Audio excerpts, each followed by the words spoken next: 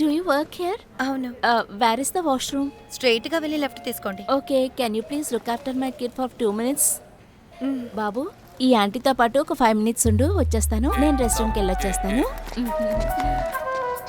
Aunty చెప్పండి, mummy ఎక్కడికి వెళ్ళారు? ఆంటీ కాదు అక్క. ఆంటీ చెప్పండి, మమ్మీ ఎక్కడికి వెళ్ళారు? చెప్పండి ఆంటీ, చెప్పండి. ఆంటీ కాదని అంటున్నానా? ఆంటీ నన్ను కొట్టేశారు.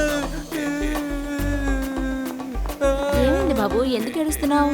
ఆంటీ నన్ను గిచ్చారు. నేనేం చేయలేదు. అయ్యో, నేనేం చేయలేదు అంటున్నాను కదా. అరే, ఏమైందిరా నాన్న? ఆంటీ నన్ను కొట్టింది. ఎక్కడికి ఇచ్చింది? ఇదిగో ఇక్కడ ఎందుకని కొట్టారు. ఇచ్చింది? మేడంని ఆంటీ అని చెప్పింది ఆవిడకి నచ్చలేదు, అందుకే వాడికి వెళ్ళింది. అసలు నువ్వేం మనిషివి? మేడం, మేడం ప్లీజ్ ఇస్తావా? చూడండి, మనిషివేనా? కొంచెం కూడా manners లేదా నీకు? అసలు ఏంటిది? ఈ ఇంట్లోనేనా ఆఫీస్లో పెట్టుకునేది? అసలు నువ్వు ఏం మనిషివి? నువ్వు బయట వదలరా, రాని నువ్వేమీ వచ్చావు. చెప్పొద్దు. ఆంటీని కాకపోతే ఇంకేమని పిలుస్తారే? ఎందుకు? ఆగండి. ఏంటంట? చెప్పండి చెప్పండి. ఇక్కడ పనికిరాని మేనేజర్వి నువ్వేనా? అవును. ఇలాంటి పనికి వాళ్ళతోనేనా నువ్వు ఉద్యోగం చేపిస్తుంది?